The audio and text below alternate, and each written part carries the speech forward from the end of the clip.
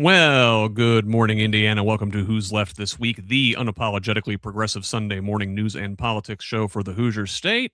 My name is Scott Aaron Rogers. I'm broadcasting from Bloomington. Behold our lovely new opening theme music credits, courtesy of our good friend Leslie Nuss. Lots to get to this week. This regime has a funny way of dropping major news developments on us on a Saturday and throwing my script into a tizzy. Think of the podcasters, won't you, Don? Anyway, before we welcome our guest today, first, let me go ahead and ask for your support really quick. This is an independent media project. We don't paywall any of our content. We don't have advertisers. We don't have billionaire benefactors. Only individuals like you keep this thing going.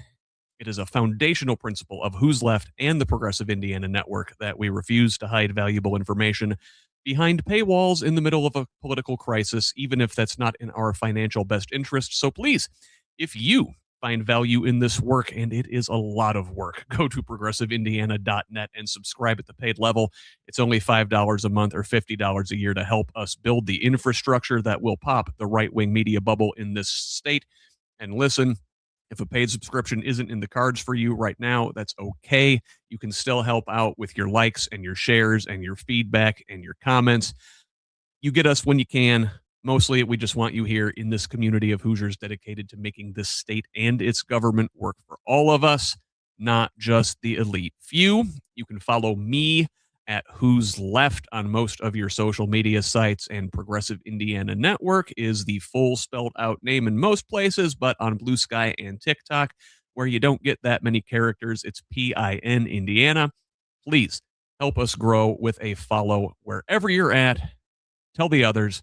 Let's build a radically democratic Indiana together. Now, let's welcome our guest today. A couple first-timers here on the Sunday morning show. Let's welcome first State Senate candidate up in District 21. There's Kirsten Root. Kirsten, welcome.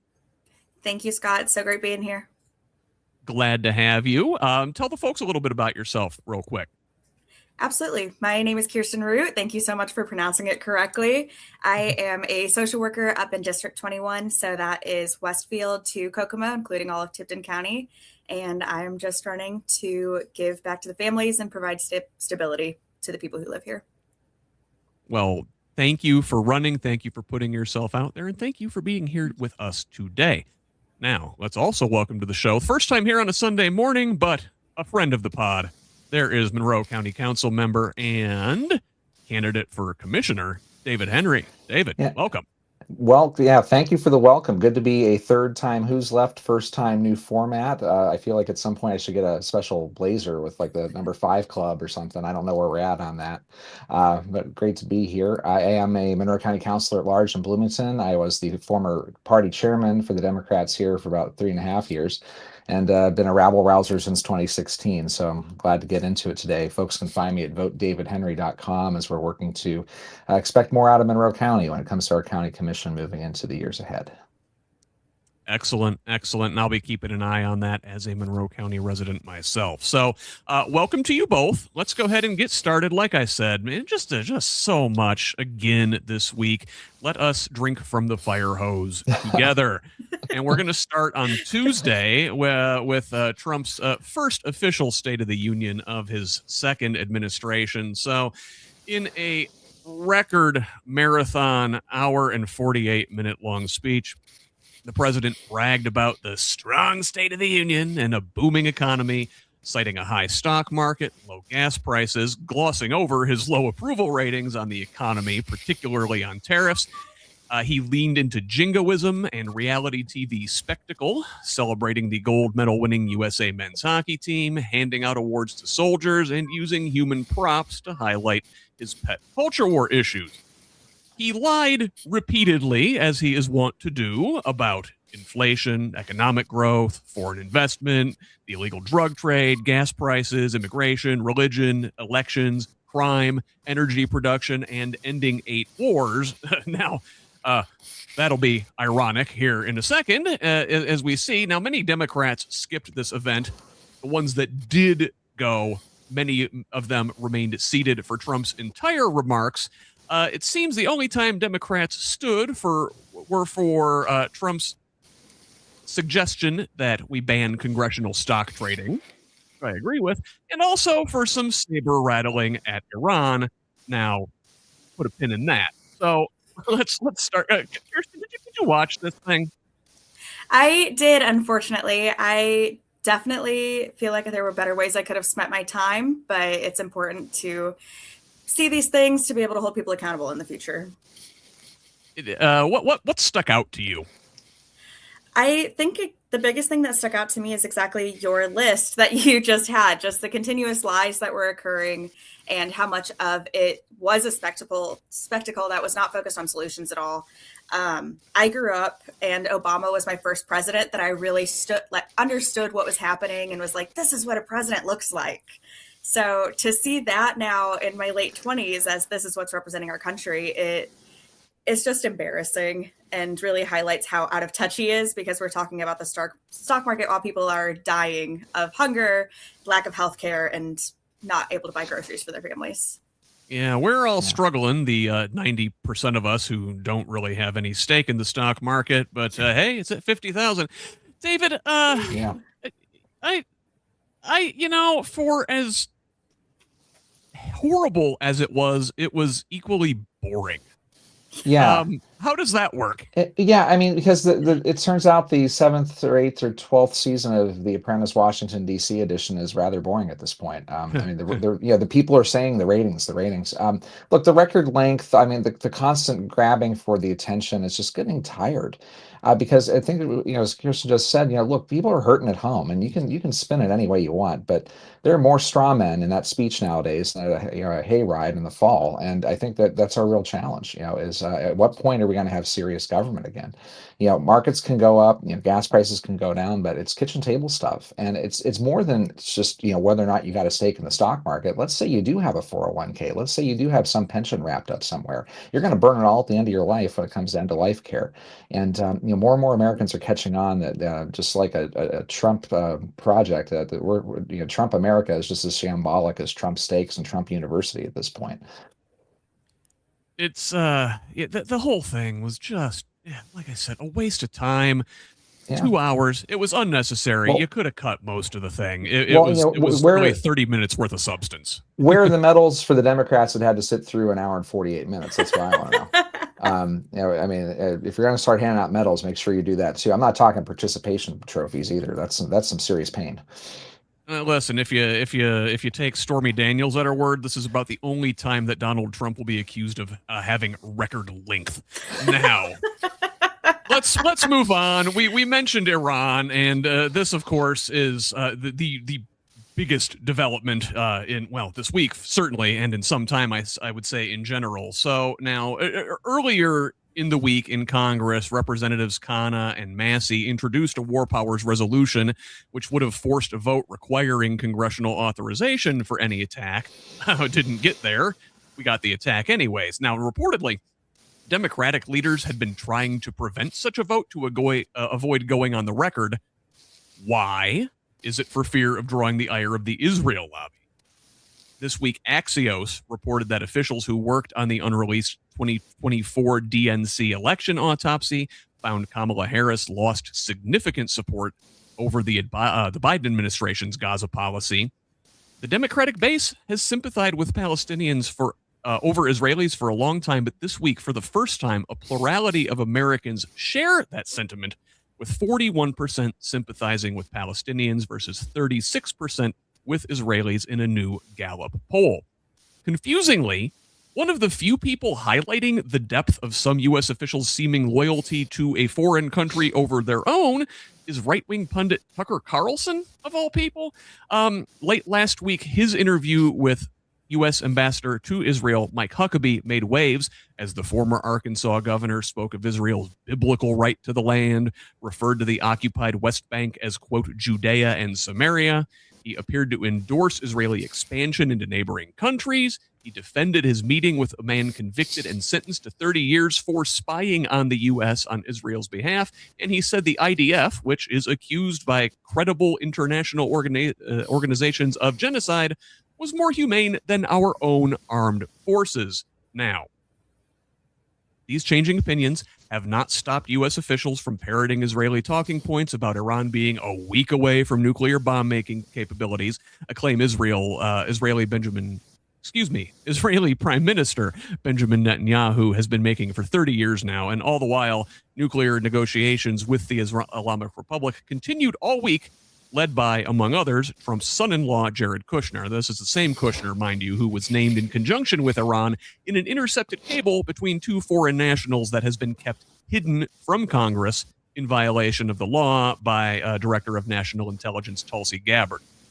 Now, all of that culminating in yesterday's massive joint attacks on Iran by the U.S. and Israel, with the U.S. largely attacking military infrastructure and Israel going after leadership, including the Iranian Revolutionary Guard Corps and the compound of Supreme Leader Ayatollah Ali Khamenei. Now, Netanyahu, then Trump, announced that the Ayatollah had been killed in the strikes, which Iran denied for hours before later confirming the Supreme Leader's death. With several other high-ranking Iranian officials killed in the strikes, it is unclear who's really in charge of the country. The president, Pezeshkian, is still alive. Now, Iran lobbed missiles and drones at Israel and U.S. allies in the Persian Gulf, including Bahrain, Kuwait, Qatar, Saudi Arabia, and the United Arab Emirates. Most of these attacks were intercepted, but limited damage was reported. Trump called on Iranians to take over their government, even as strikes are expected to continue for days or even weeks. Kirsten, where to even begin? Thoughts on this attack on Iran? I mean, they've been telegraphing this thing for some time. It seems you knew it was coming. I mean, the neoconservatives have been parroting war with Iran for decades now, it seems. Yeah, I think it goes without saying that war powers belong in Congress, right? It's kind of crazy that this is even a talking point right now when we have been working so hard to say that we are against war, and Donald Trump is claiming that he is like bringing peace to our country and just saying that he ended 8 wars and then starting one, right?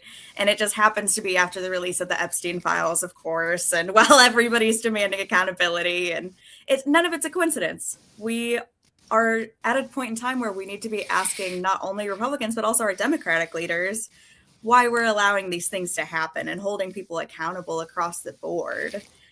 I think my biggest concern right now is if this is going to cause any impact on the midterm election. I know that's something that's been brought up at several forums that I've been a part of. And I think it's a time where it's really important that we're just paying attention and asking more questions along the way. David, your initial thoughts? Oh, there's so much. I mean, but let's just start with the Orwellian "war is peace" line. I mean, it's like 1984 is the handbook of the current administration. Look, I mean, there's so much to unpack with what's going on in Iran, and maybe I can put on my professor hat where I teach Homeland Security at IU a little bit. You can be both anti-war and anti-regime, and I think what we're seeing is a split now where people are anti-regime and are maybe willing to get saber rattling in a bipartisan way. But what does that say for those that have long believed that the soft power solutions in the Middle East are what work best? I mean, this is not a time for sharpening very long grievances. The Middle East conflict has very long teeth and very long memories, and it's not just Abrahamic religions pounding on each other. These are also ethnicities. And we just saw it. I mean, the antipathy of Iranians toward not just Israel, but all allies on the Arab Peninsula was shown with missiles being lobbed into Dubai and Bahrain, because the Iranians, the Persians, have long considered the Saudis, their slang term for them are snake eaters. I mean, there's ethnic conflict in that region that I don't think MAGA hat wearing Americans in southern Indiana really understand. But all they see is it's back to the desert like we did in 91 and 2005. And that's a challenge. I mean, another challenge too is I don't think Americans realize how big Iran is. It's the size of California with a population about the same size. I mean, these are not small places, and we don't need we're always 1 week from nuclear war. We've been 1 week from nuclear war with them since the Reagan 80s when I was growing up watching that State of the Union. Conventional war is hell too. And if we get into that space in a hurry, I think we're going to find that this will be Trump's Vietnam. I mean, and that's really all there is to it. So we got to cool this off and get back to the table. But we don't have those players in government right now, and that's where this is our real challenge. Yeah, well, I mean, it's made up of a bunch of. I guess what's the angle? Is it the religious extremists who want like a new crusade in the Middle East?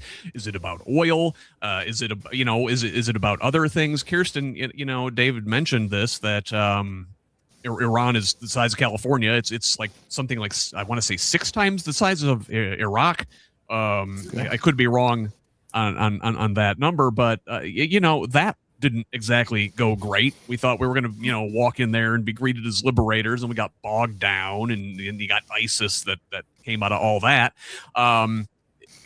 What are we doing here? You can cut off the head of the snake, right? But you cannot truly affect change just through bombing, through aerial war. If they want to, like, quote unquote, take over the country, that's going to involve boots on the ground. I don't think anybody wants to see that. No. And I think this is a really good opportunity for us to demand that our government focus back on domestic issues, because right now we have so many things going on, and we're saying that we can't afford to take care of people. We're cutting childcare vouchers. We are doing things that are harming our citizens. Meanwhile, we're throwing billions of dollars at a war that we frankly shouldn't be a part of.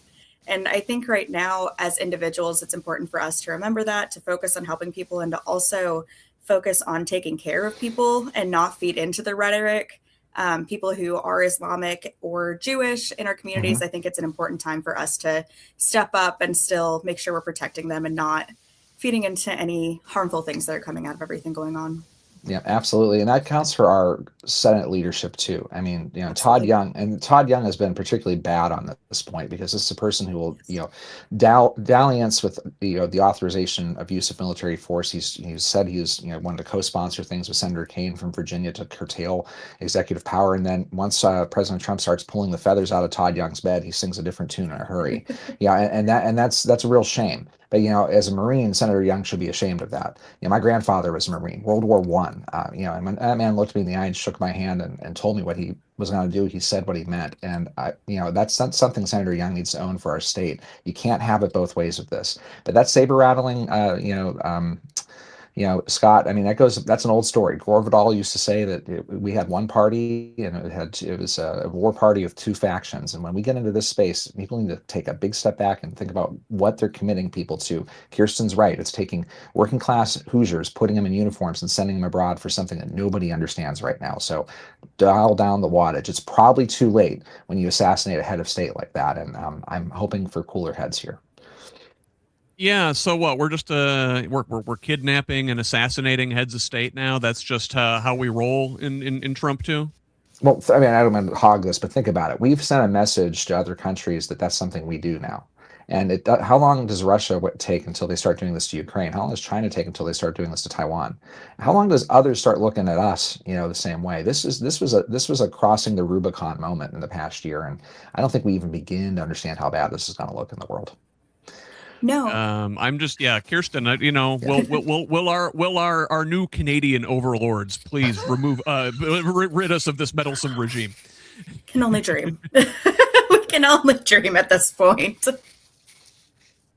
So, listen, a lot of this, you hear people online saying this whole Iran thing is a distraction from the Epstein files. That's a hell of a distraction. So.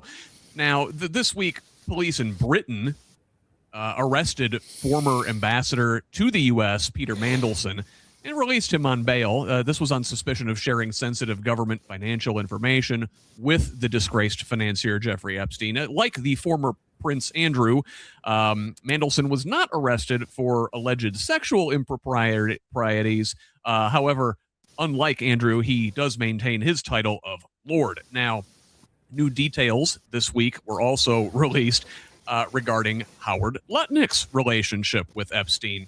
Now, back on our side of the pond, consequences remain scarce, but Lutnick, however, is beginning to come under further scrutiny after earlier stating that he had cut ties with the disgraced sex trafficker in 2005. New information has shown the billionaire financier visited Epstein's private island in 2012, signing a business deal just days later.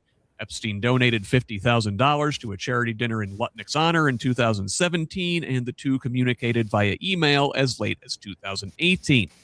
Now, Trump's allies in Congress tried to pin some accountability on the Clintons, with former First Lady, U.S. Senator, and Secretary of State Hillary Clinton deposed for hours of closed-door testimony Thursday, and the former president taking his turn Friday.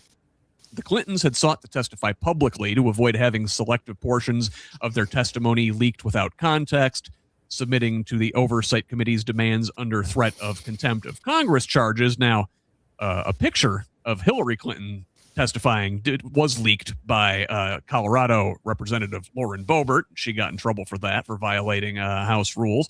Now, both of the Clintons denied having any knowledge of Epstein's crimes, with Bill saying he had stopped associating with the late pedophile well before his first conviction on the sex crimes in 2008. Democrats say Clinton's testimony sets a precedent, however, that should apply to the current occupant of the White House, whose name appeared in the Epstein files a hell of a lot more times than Clinton's did. We also learned this week that Epstein kept several storage units across the U.S. and paid private detectives to remove computer equipment from his Florida home after being tipped off about an impending police raid. Warrants reviewed by the Telegraph out of the UK suggest authorities never searched these units, which may explain the relative dearth of compromising material we have seen compared to what Epstein is rumored to have collected. Now, just as Epstein is now suspected of having removed evidence of potential crimes, Trump's DOJ is also now suspected of having willfully withheld files related to allegations against the president leveled by a woman who says Trump sexually and physically assaulted her when she was a minor in the early 1980s.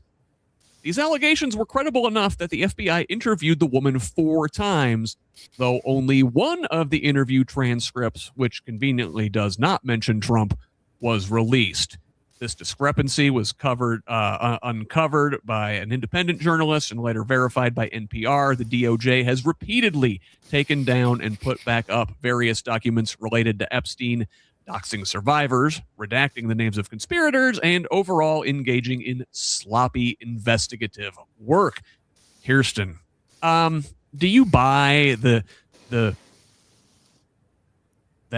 Iran attacks are a distraction from Epstein? It's my conjecture that the Epstein stuff is frankly a distraction from all of the fascism. So I would agree with the last thing that you said, that the Epstein stuff is a distraction from fascism, but I feel like those still go hand in hand. I would also agree that Iran is a distraction from Epstein. It's just when you're dealing with somebody who's a narcissistic liar, they're just constantly building on lie after lie and trying to do the thing that is they think is going to keep themselves safe. It doesn't matter the impacts that it has on our communities or communities abroad. I've worked in child safety for several years, investigating child sex abuse and physical abuse, all the things. And if I ever had a level of this, I would be taken to court so quickly and lose my job, because that's what should be happening. So the fact that these things aren't occurring now at our highest levels of government is irrepressible. Yeah. David, thoughts? I think Kirsten mentioned that these things sort of go hand in hand, right? It's like, well, is this a distraction from the one, or is or vice versa, or is it just, this is just elite criminal impunity all across the board?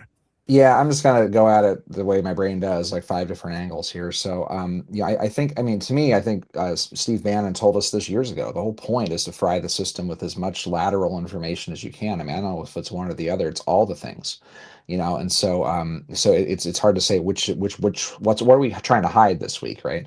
Wag the Dog came out when I was in college. It was a great movie. It was not a documentary. It was a drama. It was a farce about Clinton and Kosovo. I don't know if Trump and Iran is the same. It's like, again, another great film, Groundhog Day. We're just going to do this all over again.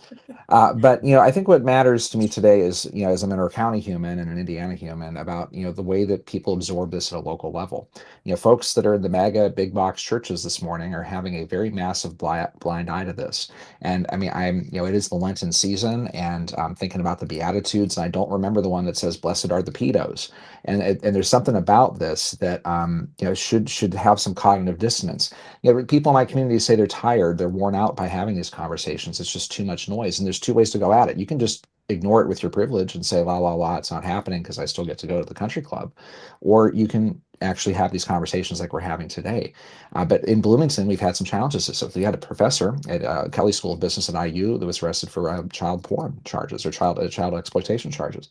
And so if permission comes from the top, I mean, if the president of the United States and Jeffrey Epstein and this class have that level of get away with it, what does that say to the guy in a rural space that can get away with it? I mean, the permission has been given from the top. We have to step down on this. We have to clamp down on this. And I'll just say one last point. I mean, and this is not a partisan comment. I mean, I do think this is a class comment. We're talking about a bourgeois versus proletariat problem. And so this is a progressive podcast. So let's talk about it because, yeah, if you were a local person and, you get caught doing this, like you expect justice like a hammer to come down on that person. At the national level, I guess if you're in the right social class, the rules don't apply. Rules are for other people. That sounds like another George Orwell piece. That's Animal Farm. And we're right into it. So there's a lot going on here, but like the national issues become local issues in a hurry when we look past this behavior. Yes. Some animals are more equal than other, right? Go ahead, Kirsten. Can I add on to that too? And I think this is a message to victims too, that you can come forward and you can do everything right. And that doesn't matter. And that's already something that we struggle with our local law enforcement and with our local communities when we have teenage girls coming forward and accusing teachers, family members, whoever it is. And they are getting away with these things because we are just putting this blind trust in people who we should be expected to feel safe with and be able to feel like our children are going to be safe with. In communities like so I worked in Hamilton County DCS just as a frame of reference, and families in areas like Carmel would frequently get away with things like this because they could afford the best attorney and they had the time to spend on it. So these things are already happening at the local level, and we're just seeing it on a national level that I think is bringing this to the forefront of conversations. And, David Scott, I just want to mentioned take a shot at Steve Bannon, yeah, go ahead, right? go ahead. And Bannon is also implicated in these Epstein files. Yes. They were very close, and they were speaking right up until Epstein's arrest, I understand. And man, like the whole flooding the zone thing, Epstein's had his fingers in all of the different threads that are coming together now in terms of like right-wing influence operations and like the manosphere and Gamergate, and crypto. And he was early on all that stuff. And you wonder if that's related to where we're at now. Yeah, I was gonna hop in ahead of you. I'm glad you framed it up. I mean, I'm gonna go back to the international conversation, even though I'm just a lowly Monroe County, counselor, because I think that the spread internationally is what's interesting. And Bannon had his fingers in international stuff too. I mean, I de-stress by reading British news. I probably need a better hobby, but we're in this like ridiculous position where we're now taking moral cues from the British royal family about the right thing to do, and Charles III, who one of my favorite authors, Christopher Hitchens, used to call the Prince of Piffle, is now leading the global moral outrage, where the Andrew, formerly known as Prince, has been thrown out of the family and been put into the gallows here, and is under investigation. If only we had that level. It's almost like the musical Hamilton was right. Like maybe we need to go back and borrow some of this a bit. But goodness, where are we as a culture? But I guess it comes down to golden rule, right? And it's not the one we all know. It's the one that he who owns the gold makes the rules, and we really have to change that. That's the 21st century. Ain't that the truth? So listen, I want to pivot to our next story here, and we mentioned the sloppy investigative work done by the DOJ. Well, speaking of sloppy, at the FBI, the principal law enforcement agency under the DOJ umbrella, Director Kash Patel was sloppy drunk on the job last week in Milan. Up top, I mentioned the gold medal winning U.S. men's hockey team, their first gold since 1980, by the way. Well, Patel joined the team in the locker room after the game, celebrating by drinking himself cross-eyed with the boys, though sources say that's just the way he looks. His very presence at the Olympic Games once again brings into question Patel's personal travel habits, especially as FBI officials were investigating an armed man who was shot and killed by the Secret Service after breaching the perimeter at Mar-a-Lago that same morning. Now, as an aside, even as Carolyn Levitt tried to blame the left for the breach, it turns out the man who breached the perimeter was a MAGA Trump supporter who became fixated on the Epstein cover-up. Now, back to Patel. He says he was in Milan on business, meeting with security officials tasked with protecting U.S. athletes on the final days of the 2-week-long games. But Patel's jet setting is a long-running scandal with the director crisscrossing the country on trips that have little apparent law enforcement purpose. It's not just a waste of money. Patel's overuse of the Bureau's private jets is interfering with the agency's work. This week, we learned the investigation into Charlie Kirk's assassination was delayed by at least a day because planes that should have been at agents' disposal were unavailable. Likewise, the Bureau's response to the Brown University shooting in December was similarly delayed.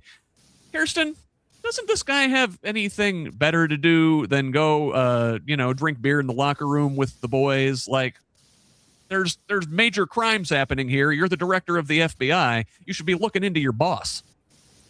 You would think that would be the expectation at this point, right? I don't see the chief of Westfield PD flying over to Milan and using our SUVs to go on whatever trip he wants to do. I mean, this, exactly what you said, it's a waste of taxpayer funds, but it also is telling everybody here that the crimes that are occurring don't matter. They're not that serious, because if they were, we would be taking them seriously, right? I mean, well, it's one just, would think. You would think. And if we're just spending taxpayer monies to go overseas and go on vacation instead of doing what we need to be doing and keeping people safe, it's just doubling down on exactly what we were saying earlier, that our victims and their lives don't matter. And David, now, I mentioned Kash Patel's job should be to investigate crimes here, including his boss as well. He's there specifically to cover for Trump, is he not? Yeah. I mean, he like a lot of the appointees at the top are human wrecking balls through the bureaucracy, and in some ways, this is where I get a little stoic to say. I mean, we already knew the story was going to play out on election day. The shock value of hearing these stories, it's what grabs the headlines, but what doesn't grab the headlines is what's underneath and what it's doing to the national security structure of our country. The Bureau, Department of Homeland Security, any agency engaged in this runs on discipline. It runs on credibility. And so when your leadership's distracted and absorbing all that from the top, and it's a similar story with Kristi Noem at DHS, treating the assets of their agencies as personal aircraft, that response times decline, credibility, discipline declines, morale declines. Our national security is not a frequent flyer program for elites. It is designed to get the job done. And so that means at the tail end here, it's not just the victims you know about today, but the countless cases that are piling up victims that are not going to get justice. So it's the fraying of the whole system underneath it. And so to all those people that are in civil service that are just trying to do their job, thank you for persevering. But it is getting harder and harder and harder when we hear about stories like this. Yeah, like you said, think of the stories that we're not hearing about, right? If they're dropping the ball in the Charlie Kirk investigation and this Brown University investigation, what else, or what are we not hearing about, right, Kirsten? This stuff, probably the kind of stuff that you were covering in Hamilton County at the DCS. Absolutely. And it's frustrating because we see these things happening, but then at the same time, we're being told we don't have the funds to get like a domestic violence victim out of their home or to take care of people who are in real dangerous situations. We're told we don't have that money to go on our rape backlog kits, but yet we have funds for things like this. We have time to do all of those things, but we don't have the resources to take care of the people who are really struggling here at home. Yeah, it's incredibly disappointing. So listen, I've got a whole section here where we're going to talk about the various ways the Trump regime is using the levers of power to pressure every aspect of the system. So, for example, let's turn from law enforcement to the judiciary, where the Trump regime has used the courts as an extension of executive power. Now, first, a couple of positive developments on this front. In the case of 6 Democratic lawmakers who filmed a social media video reminding U.S. troops of their duty to disobey illegal orders, Jeanine Pirro, former Fox News personality and current U.S. attorney for D.C., this week gave up on efforts to indict them after failing to secure an indictment from a grand jury. Now, still, the very fact that Pirro was pursuing charges demonstrated selective political retribution by Trump's lackeys. Similarly, in January, the FBI seized devices and materials from a Washington Post reporter in relation to a leak of sensitive defense information by a government contractor, causing concern that the feds had access to all of her confidential sources for all cases, not just the one in question. Now, this week, a judge rescinded the administration's ability to examine the data, though. Do you trust they haven't illegally copied everything already?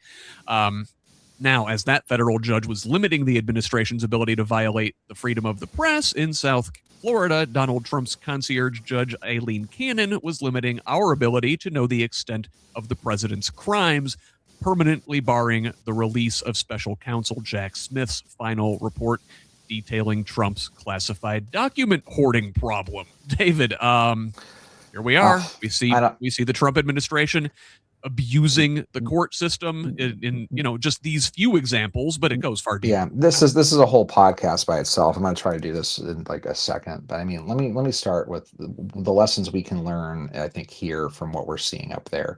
They have the 6 senators that called out the the duty to the Constitution, that we have to uphold the Constitution. We need to learn from that here in Indiana. As my county is the only one in Indiana that's going to be suffering the brunt of Senate Bill 76, where we're going to see a county sheriff that has been opposing cooperating with ICE, and Todd Rokita coming to Bloomington to try to make a stink out of it. I mean, a number of elected officials here have said basically the same thing that Elise Slotkin did, which is, I took an oath of the Constitution. I'm not violating the due process rights of anybody. There's a Bill of Rights in there. This is going to have to go to court. And that message needs to get loud and clear from my community. I mean, a number of us are ready for it. When it comes to trying to leverage the judicial system to get your way, and then just keep finding courts. I mean, I think the good news is things are still holding up. And that's and even when the court, with the tariffs, the Supreme Court with the tariffs, which I'm sure we'll get into. That matters too. But I will tell you, on the national security front with those files, it's always bothered to me. I held a security clearance for a bit. If I had one document in my house, I would have been thrown in jail for it. The fact that how this gets looked past is remarkable. And I think we're going to be talking about this for a generation, about the incredibly gross violations of our national security, and being kept in a bathroom in Florida by the box load. I was going to make the joke. That is an exceptionally gross violation. Yeah. Yes, at all. So that's just some hot takes there, but boy, we could do a whole show just on that. Yeah, and listen, so it's not just the courts, right? It's also through the economy, right? Trump's using economic levers to his own benefit, right? The administration, in addition to abusing the courts, abuses their power through the economy, with Trump threatening countries to abide by his tariffs, even though the Supreme Court last week struck down most of his import taxes. At Tuesday's State of the Union address, he publicly criticized judges for that decision, even as a new 10% global tariff went into effect following an executive order he signed allowing him to bypass Congress. Still, companies continue to sue the government, looking for a refund of the money they paid in duties that the court has ruled illegal. This week, FedEx joined other firms like Costco in seeking relief from these tariffs that Trump unilaterally imposed last year. Now, Kirsten, I bet, as you're in your district talking to folks about the affordability crisis, things are more expensive. Are people connecting that it's tariffs that are having a large effect on the affordability problem? I'm seeing mixed responses. I would say in spaces that are primarily progressive, those lines are absolutely being drawn. But I think in the areas where people are working 2 jobs, 80 hours a week, doing the best they can, they don't have time to sit here and try to draw these connections. They're just trying to get through the week. So they're continually being lied to and trying to keep up with it. But it's impossible at this point for people to have the time to really understand these things. And it gives us as leaders an opportunity to really step in and educate them as we're running for office, as we're in the communities having conversations. I think it gives us an opportunity to help them understand these things in language that is able to be understood versus trying to say it the smartest way we can, right? Yeah. Yeah. And so I mean, it's remarkable. Yeah. Go ahead, David. Yeah, the courts now agree with what the economists have been saying for a while, and frankly, even like libertarians and economic conservatives, right? Club for Growth, Grover Norquist, like the Trump tax tariffs are paid by Americans, and it may take, I think in our districts and our neighborhoods, maybe it's a $20 Happy Meal, before the red hat people catch on. Maybe it's something they care about, like imported truck nuts, or I don't know, made in China Trump gear that they realize has gotten so expensive, right? I mean, but at what point is that money slipping out of their wallet and they realize, hey, wait a minute, something's not right? I mean, we know that, families absorb it. The costs of supply chain passes it forward right down to Bloomington's, Kroger, and Target, and everything, and Walmart. So it's like, how do you break up that norm? How do you tell that? You just have to keep telling that story. And the boogeyman, they're always looking for boogeyman in the bureaucracy, and it's always some bureaucrat that's the problem. No, this stinks from the top. And when I think about it, it just bleeds into everything into our healthcare systems, our appliances that we buy. Look, that's part of the story. It hasn't quite hit the wallet yet, but it's reminding people why things are as expensive as they are. When you're doing your weekly groceries and your small purchases, it's the Trump tariff tax. It's been known since the beginning. Everybody knows the best truck nuts come from Malaysia, of all places. Listen. In addition to the courts, in addition to the economy and the tariffs, the administration is also continuing to shape the information space, using their regulatory levers to put their thumbs on the scale to ensure regime allies control the media. As Netflix and Paramount traded bids in an effort to acquire Warner Brothers Discovery, Trump demanded Netflix fire board member Susan Rice, a former Obama and Biden advisor, apparently at the behest of right-wing conspiracy theorist Laura Loomer. Now, in addition to pressuring the Netflix board, Trump's DOJ also reportedly flexed its muscle behind the scenes, threatening to make the merger difficult while promising smooth sailing for Paramount's bid. Thursday, Netflix pulled out of negotiations, clearing the way for the Ellison family, major Trump allies, to acquire the Hollywood giant Warner Brothers. Now, Oracle founder Larry Ellison acquired TikTok earlier this year, and his son David purchased Paramount last year. Both media entities have tacked heavily rightward since, particularly at CBS, which is under the Paramount umbrella. The potential Warner Brothers acquisition, in addition to the antitrust concerns, is troubling because some of the equity backing the bid comes from sovereign wealth funds of Gulf monarchies. Kirsten, the media is increasingly becoming an arm of the government, at least major parts of it, right? You got CBS. If this thing goes through, you're looking at CNN as well, and HBO and Comedy Central, which have prominent Trump critics in their comedy spaces. This is in addition. Obviously, you got Fox and that entire conservative media sphere. The place where you can get real, honest news is gradually shrinking and shrinking and shrinking.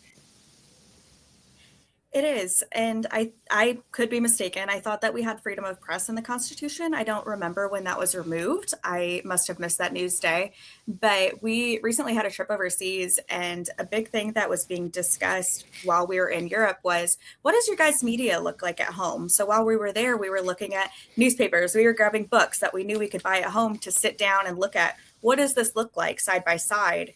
And even just looking at the basic daily news, I'm pulling up CNN on my phone. I'm pulling up Al Jazeera, just like, what do these look like overseas? And the headlines are vastly different. And there is a continual input of, what's it like being in a fascist country at this point? We were at a dog park in Ireland, and somebody asked us, how are you guys doing living in fascist America? What is that experience like? And the fact that that's a dog park conversation over there, but something that we're denying here in major media outlets, is extremely concerning. Now, David, I hear Kirsten's concerns, and I think we're going to be in this place like we talked about Bannon and flooding the zone, right? Like, it's not going to be a thing where, we don't have the freedom of speech. There's going to be so much disinformation you can't separate truth from fact. Yeah, there's a lot here, and my brain goes to, well, what's the counter, right? Because you can make an argument and say, well, it's just all over because that one killer app gets you Amazon Prime for all time, right? I think the way to think about it is this: the fact that we're even on today, is hope for the First Amendment, right? So we're not at a point yet where Scott Aaron Rodgers is going to shut down. I guess that's the day I start to really worry. It's my students in my classes have started to use they talk about the post-internet world. I mean, these are Gen Alphas, Gen Zs. They're talking about the post-internet world, which tells me that a lot of people just don't get their news from CNN the way they used to. It's scaring the boomers from 8 to 10 o'clock at night. But a lot of us, I think, to Kirsten's point, we consume information everywhere. I mean, I read international news as well as local news. I read hyper-local news by local bloggers that are covering my local beat. It's teaching the people to get very eclectic about how they put their news together, because your one newspaper doesn't do that for you anymore. And I think high info consumers are like that. It's the ones that we worry about, right? That are only getting that algorithm tap where they're shown only one thing that we're concerned about. But look, ever since the beginning of the Republic, we've had partisan newspapers, partisan competition for ideas. I think those of us that grew up, in that 20th century, late 20th century piece, started to see maybe a more homogenizing or moderating of that. But we might be going back to something that's more akin to 1820 or 1920, where if you buy the partisan newspaper for the partisan view, but it's your friends and neighbors that tell you what the word on the street is. It's just we're in a disruption period. That's my crystal ball on it. That gives me a grain of hope. But boy, if they cancel Who's Left, I think then I know I got a problem. Right. Yeah. I'm very, very, very small fish in the grand scheme of things. But listen, here's a big fish that they're coming after, and this one's particularly scary, I think. So beyond traditional studios and social media, the administration is picking sides in the AI space, with the Pentagon the scene of this fight. Pete Hegseth, the self-styled Secretary of War, and senior military leaders have been pressuring artificial intelligence firm Anthropic, maker of the Claude AI model, to allow the Pentagon unfettered use of its capabilities, including for mass surveillance of Americans and fully autonomous weapon systems that could kill without human input. Dystopian, man. Anthropic, which has a reputation as the most safety conscious of the AI companies, refused the demands, with CEO Dario Amodei saying the company cannot in good conscience accede to their request. In response, Trump ordered all federal agencies to stop using Anthropic tools, and Hegseth deemed the company a supply chain risk, a designation usually only applied to foreign adversaries. So into the void steps Elon Musk's XAI, who reached a deal allowing the Pentagon to use its Grok model in classified system. This is the same Grok who was calling itself Mecha Hitler at one point last year, I believe. And Friday, hours after Anthropic was blacklisted, OpenAI, the company behind ChatGPT, also agreed to allow the military access to its services for, quote, any lawful use. Well, I mean, Kirsten, the regime can deem just about anything lawful at this point, can't they? Yeah, absolutely. And we're seeing that through our judicial systems. We're seeing it through our legislative systems. We are at a point where when all sections of the government are taken over by the same regime and backing each other, it doesn't really matter what's lawful anymore. But there is hope. I think what David said earlier, like there is hope in certain things that we are seeing with like the Supreme Court pushing back and denying certain things. We are starting to get an understanding. So I'm hopeful that our leaders and Supreme Court do push back against these things once it does get to court. Now, yeah. David, you handle like national security and public safety and that sort of thing. AI, you probably didn't study that when you were taking on your training, did you? No, not at all. And this is another classic case of the technology getting ahead of regulation, the technology getting ahead of the law. And so when we turn the battleship of our judicial system around, by the time we get there, this is a very fast moving challenge. And so, the problem is the Silicon Valley getting a backdoor into the Pentagon. And once that stuff goes into the cloud and that data migrates, we've got some serious challenges there. With friends like these, who needs enemies like China at this point, because it's all in house. But so it's getting us back to a place where the public interest is even able to talk about these things, and getting out of this like reflex toward the kleptocracy that's sort of developing. But my hope is that if we survive the next 3 years of this, for the contracting class, maybe it'll be the rest of my career. This will be a generational career to put the government back together and get regulations around this. I don't feel like at this point we know enough other than that initial reporting, but the picking and choosing of what players get to be in the Pentagon space It feels differently when it's not building a battleship that goes out into the ocean, right? It's inside the country, and that firewall that protects us from things like well, it's almost like the Quartering Act, right? It's like the Third Amendment rights of keeping the government out of the military out of my bedroom. Is really kind of where we're at with this. It's just it's area of law that is just it's going to be messy, and I know that's not a I have no joke about that. Like I can't really make a joke about this. This is probably the most serious thing we're talking about today from my seat, among all the serious things we're talking about today. Yeah. Yeah, well, you mentioned it's going to take a generation to put this thing back together. We're going to have to tear this thing down to the studs and rebuild, and that's going to take good people who, we assume will be elected to office to do that thing. Well, are we going to be able to elect them? So perhaps the most concerning application of pressure from this regime would be on our election systems. And the Washington Post reported this week that far-right activists in the Trump orbit are circulating a 17-page draft executive order that would declare a national emergency and give the president unprecedented power over the nation's voting, based on a claim that China interfered in the 2020 election.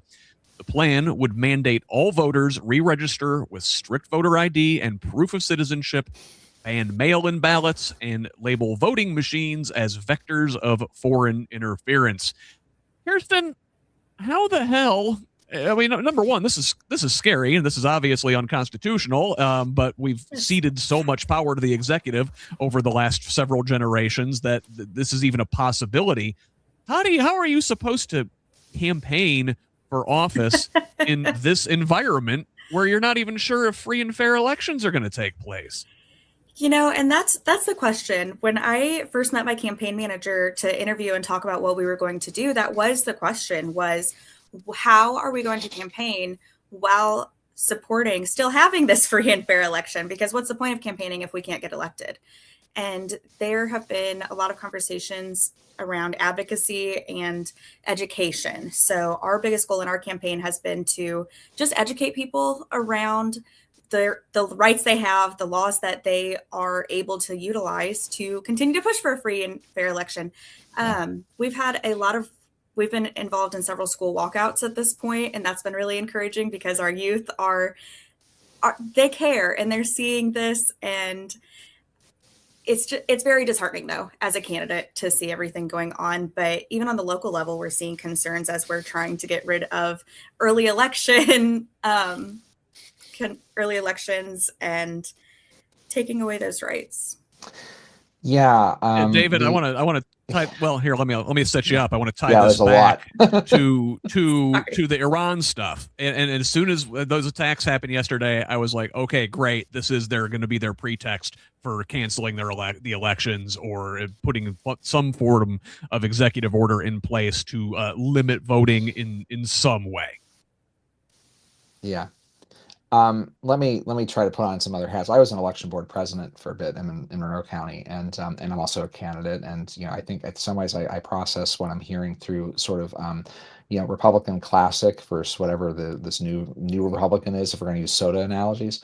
Republican classic's more into curtailing early voting. It's more into not doing vote centers in Indiana, for example, or some counties like Monroe County. We've had a vicious fight over vote centers and access to the ballot, and that feels like Republican classic to me, right? Like it's this new Republican idea or this whatever we're calling this, that there's this Baja Blast Republican, yes, yeah, which seems to like just ignore the federalism thing. I mean, we used to have governors who would claim states' rights and scream that to the rooftops, 50 state sovereigns. That's like, it's almost like when election law is really local like that. Like, I mean, I think counties are going to have to step up and say, you can write all the emergency declarations you want, but I don't see an insurrection. I don't see the president trying to assert a civil rights violation that's somehow curtailing voting.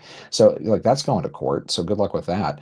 And then the last real piece of this is kind of like what we saw in redistricting, which gives me this like weird glimmer of hope that we had in Indiana Republicans saying when it came to trying to push the fence on redistricting, no.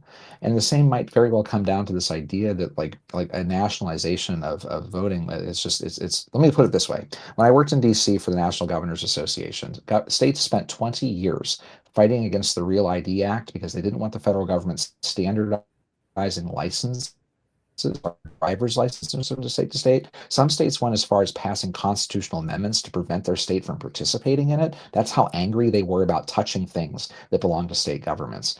The idea of nationalizing an election in the same way strikes me the same way the Real ID Act. And that fight went on.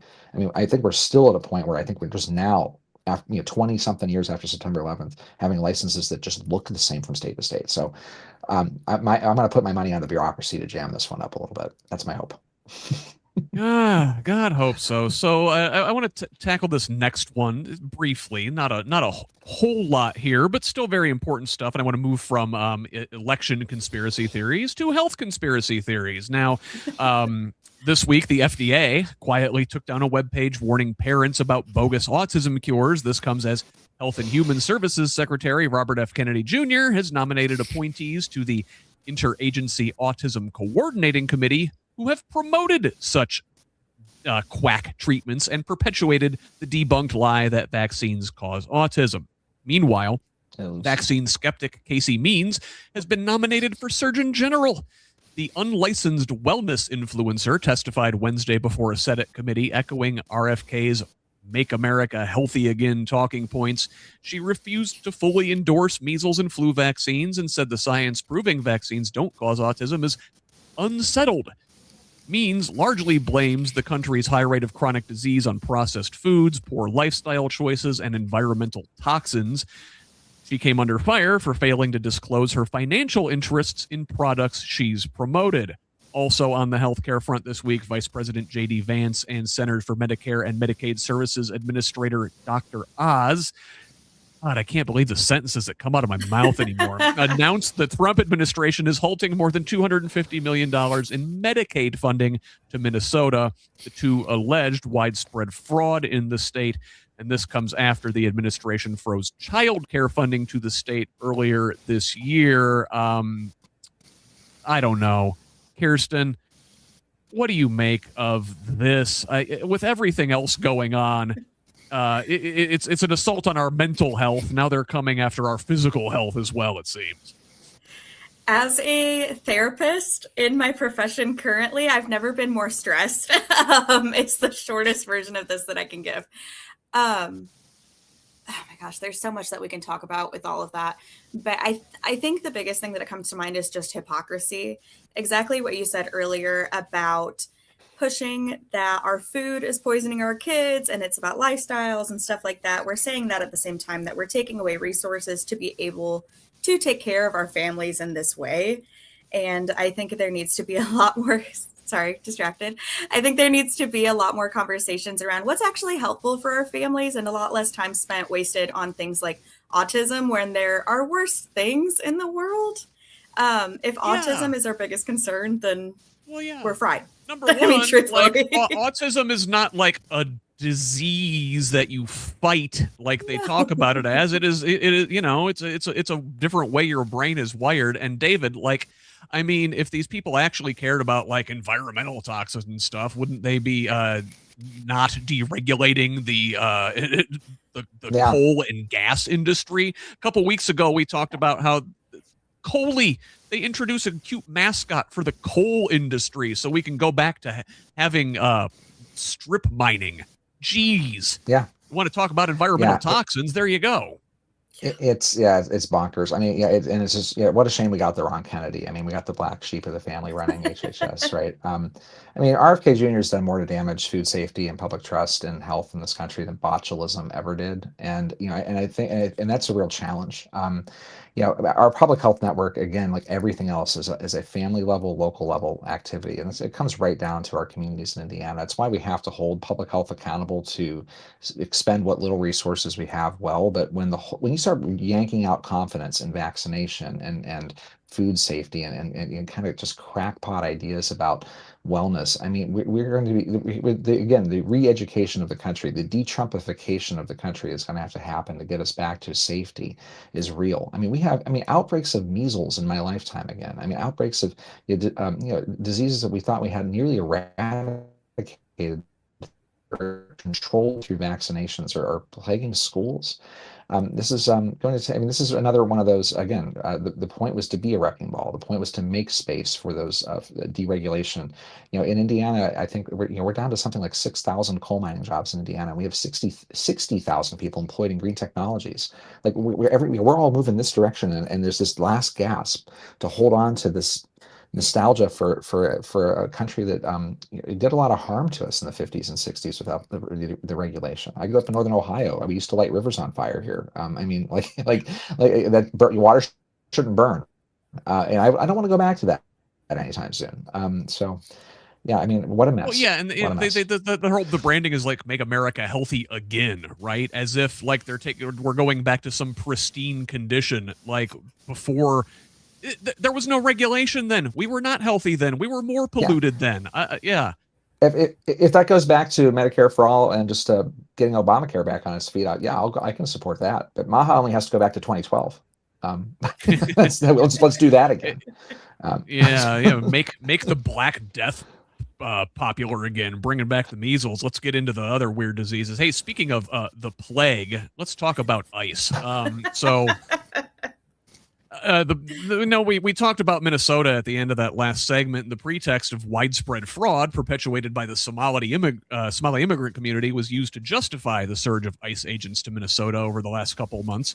Staying in that state this week, a U.S. district judge issued another civil contempt finding against the government related to violating court orders in immigration cases just days after another Minnesota federal judge found a government lawyer in contempt in another immigration case. Now, in another example of the administration's disregard for the law when it comes to immigration, a whistleblower report revealed Monday that ICE has significantly scaled back training of new agents, despite testimony to the contrary last month by ICE Chief Todd Lyons.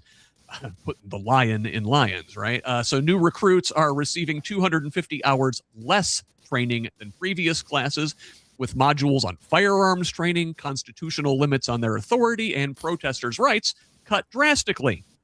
Proper training may have prevented a scene like this week's harrowing ordeal experienced by Elmina Agayeva, a Columbia University student who was detained after agents impersonated police and lied their way into her building on false pretense of looking for a missing child.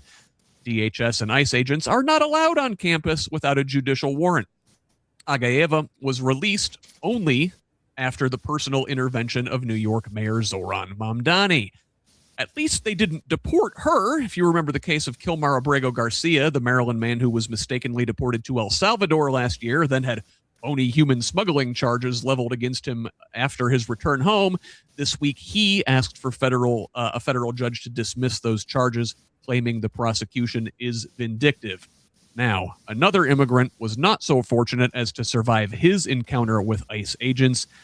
Nural Amin Shah Alam, a Rohingya refugee from Myanmar, was found dead in Buffalo, New York, after agents dropped him off at a closed coffee shop following his release from detention. Alam, nearly blind and speaking no English, was dropped off across town from his home without his family being notified. They put out a missing persons report found for him.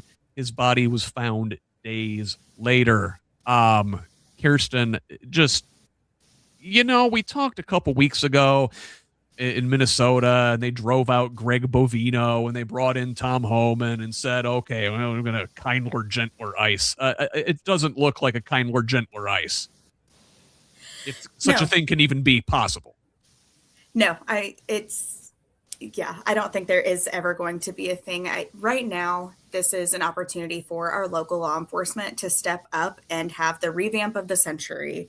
We are begging them to have the comeback after everything that's gone on with Black Lives Matter and everything that's occurred over the last decade.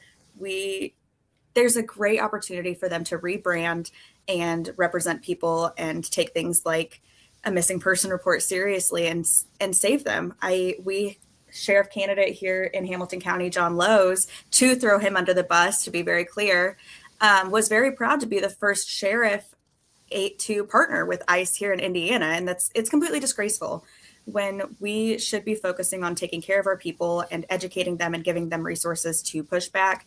I know as a social worker, if I've had families I encounter that don't speak English, I try to give them little cards to carry with them. Like, I don't speak this language. I do speak this. I need a translator so that if they are in a situation where they're dropped on the side of the road, they can at least communicate that so far. Right? Because if you're from Burma, that's not a language people are going to pick up. No. And David, like, I don't know where to begin. Like we talk about the lack of training. They're just hiring guys off the streets. God knows who the hell they're hiring. Some of them are probably Proud Boys. They're just turning them loose. They're deporting people like Kilmar Abrego Garcia, just willy-nilly. Yeah. They're kidnapping students from college campuses, and they're leaving disabled folks to die in the elements. Yeah, we got a taste of this when Trump won. And so, during the Biden administration, there was a lot of cleanup on this when you think about family reunification at the border and what happened with that. And so it's almost like it's the old line, there's no education and the second kick of a mule here. Like, we already saw what this was. And then the majority of our voters put people back in that did this, and they've come back with like the skills. Like, before it was like clumsy. Now this is, systematic. No, I think the whistleblowing is the most important thing we've learned. And I will, again, I teach Homeland Security at IU. I've been around this topic since September 11th. And, this is where we get into the ethics of national security. At what point do you tip the scales in what's being exploited as fear? And the worst of the worst program that has been put out by the department to show all the horribleness that they have found accounts for something like 7%, if that. And 93% of the people that are being picked up are not anywhere close to this, or people that have overstayed a visa. They're people are trying to, refugees from other countries trying to make it in America, as we have done for 250 years, to welcome people from all parts of the world and integrate them. Now, at a local law enforcement level, like there are sheriff's candidates and sheriffs that have pushed back on this. There are law enforcement agencies that have pushed back. There are states to push back from this. They're called sanctuary places, despairingly, but the truth is that's federalism at work. And those folks do need to speak up at a local level about not enforcing letters and enforcing bench warrants, because that's the due process part of this. Because the moment a local agency cooperates, they're already violating the civil liberties of the person that under their Fourth Amendment rights. And counties have been sued into the tens of millions of dollars for this. In Monroe County, in Indiana, we've been told that if non-compliance with Senate Bill 76 is a $10,000 fine to me as an elected official, to our other elected officials. That is nothing compared to the zeros that will be added on if we violate the due process rights of people in our community at the hands of this. I want to go to your question, Scott, though. You said about the training. Yeah, it used to be, to get a security clearance in the United States, you had to take an oath against something called the Smith Act, which said that you were swearing that you never attempted to overthrow the United States of America, our government, as a part of an organization. Well, that's really hard if you're a Proud Boy on January 6th and you were pardoned and you turned around and now you're applying to work at ICE, which has been the case. There are former Proud Boys who are now in uniform, that I don't know how they even get around the Smith Act. And apparently we found out from the whistleblower it's being fast-tracked. And so there's trainings being, and these are not people trained in law enforcement technique. And no serious person that's been to a police academy can look at these videos and say, oh yeah, that's the way we were trained. We know it's true. So we're in a very dangerous moment here, but that's why you need the transparency, the public interest, the accountability, and the lawyering up to interrogate this the right way. So, I mean, those are just like 50 different thoughts on this, because boy, that's like a whole other show, Scott. You're packing them in today. Well, hey, listen, I only report what we got going on. They keep the fire hose aimed at us, right? And I want to go ahead and turn the corner here from national news to Indiana news in a segment I call the Crossroads, where those two things intersect. And we're going to stay on the ice beat in that regard. So last week, President Trump told governors he has no plans to surge immigration operations to states where they're not welcomed, but they're still buying up properties across the country, seeking to turn warehouses into massive detention centers. Maryland sued the administration on Monday to prevent the construction of such a facility in their state. Indiana and Governor Mike Braun, however, have proved much more amenable to federal agents operating in the Hoosier State. Protesters marched on the executive mansion last Sunday night to protest ICE activity here. As the New York Times reported, the agency has its eyes on Indianapolis as home to a massive 8,500-person detention facility. Have you guys seen this, Kirsten? I don't know if you saw this report, and there were particularly concerning diagrams I've seen of these, and the way they intend to pack thousands of people into these warehouses, very close quarters. It looks eerily like the same diagrams you would see of slave ships from the 1600s. It does. And I will keep it quick, but on a similar note, we were able to visit Dachau concentration camp while we were overseas this last December.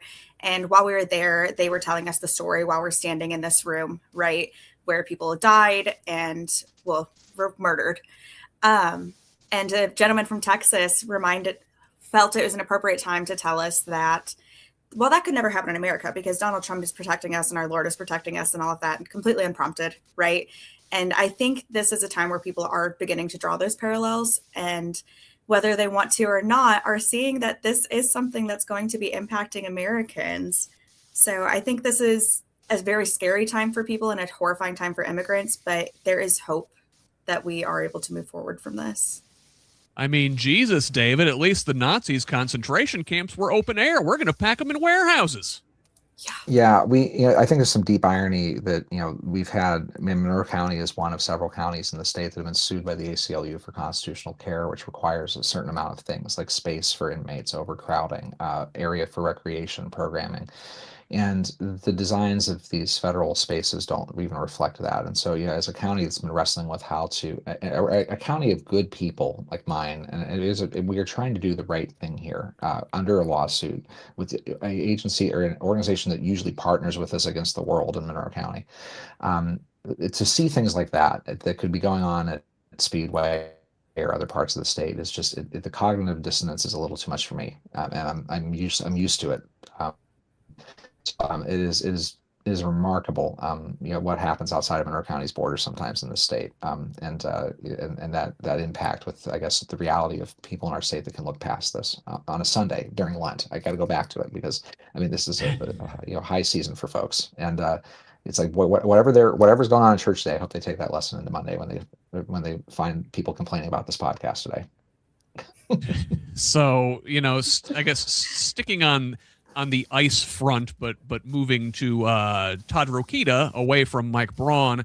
Rokita sued Indianapolis Public Schools, and in response, they adopted a new student privacy policy ensuring uniform protocol across the district within the bounds of applicable law. He sued over their website, which had resources for undocumented students, a section that has since been removed, as well as IPS guidance on what to do if federal agents showed up on school grounds. The Attorney General says both documents violated state law that prohibits government entities from obstructing immigration enforcement. Now, sticking with Rokita, but looking at another intersection of U.S. news with Indiana news, the AG this week touted his success recouping $100 million from Medicaid fraud cases. It should be noted that this fraud is largely due to overbilling by providers, not any wrongdoing by recipients. If you want to tie that back into the Minnesota story and this whole Somali fraud hoax that they perpetuated to send ICE agents there. Kirsten, I guess final thoughts from you on this intersection of Indiana news with U.S. news. Yeah, I think this is a great time for our community leaders to be able to step in and advocate for people who clearly can't advocate for themselves because it would put them in an unsafe area. Todd Rokita is an embarrassment to be a part of the state of Indiana, but this is giving us all an opportunity to reflect and look at the processes and how we can improve them. David, when I worked in Washington D.C. at the National Governors Association, we used to refer to AGs as aspiring governors, and he's been at this for a long time. And so the bottom line is, he's a charlatan that has turned our Attorney General's office into a factory for conjuring up conspiracy and tilting at windmills.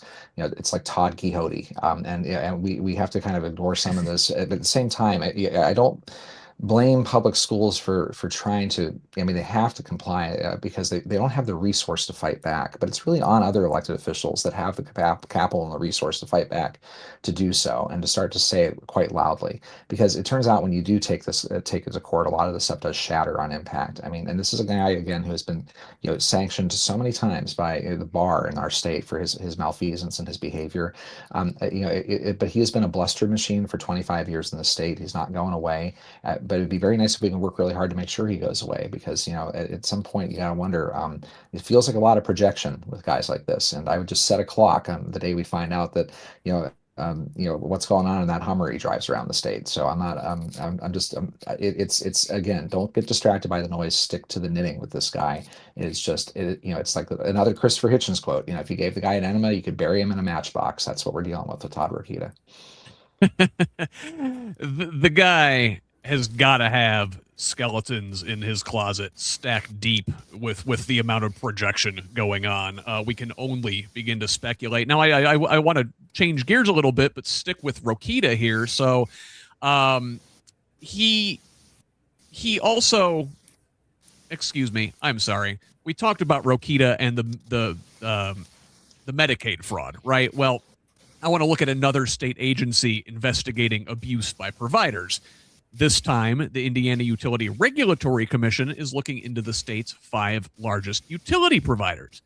The commission and new chair Andy Zay are calling the utilities in for a public hearing this month to explain Hoosiers' ballooning electric bills, which increased 17% on average last year. Now, one of the culprits may be the that's a tough word. Proliferation of power-hungry data centers, which continue to pop up across the state. Tuesday, Hoosier Action convened a hearing at the Indiana State Library where a packed room demanded legislators regulate the booming industry. Data centers' massive demand for power drives up wholesale market prices and forces utilities to expand infrastructure, the costs of which are often passed on to consumers. Kirsten, I bet the data center issue is one that you hear a lot about. I knew nothing about data centers before this year. And now I think it is a topic of conversation every single day. You are absolutely correct. There are consistent town halls. There are people going to their city council meetings now to push back against it. Like in our district, we have, I think, at least 2 major areas where data centers are being considered, one of them which being Kokomo. And so this is a huge topic of conversations because the communities are demanding that they be at the table now and it not just be something that's pushed onto them. Similar to ICE just opening an office in Carmel and state people and city people not being notified, there are a lot of things being done behind closed doors that are concerning. And I think we're demanding transparency at this point, because why isn't that a basic decency when we're paying tax dollars and being affected by this? Well, and David, one of the big concerns with these data centers, there's many concerns. In addition to the power usage, in addition to the water usage, there's the tax abatement issue. It's like, okay, you want to come into our communities, I guess, fine, but what benefit do these communities even get from a lot of these things if they're not paying their taxes? Yeah, not much at all. And I think that's where we're starting to see the gambit. Look, I'm on the Monroe County Council. Tax abatements are something we do here. And there are so many problems with this, not least of which is that, dumping a 200,000 square foot concrete pad on what used to be agriculture land means that when we go to eventually have to remediate that, and when the sugar rush of data centers runs out and these become just giant boxes along the highway, like what's next for that property? What's the 50-year version of that property? I grew up in the Rust Belt. Ice concentration Northern camp. Ohio is littered with old factories.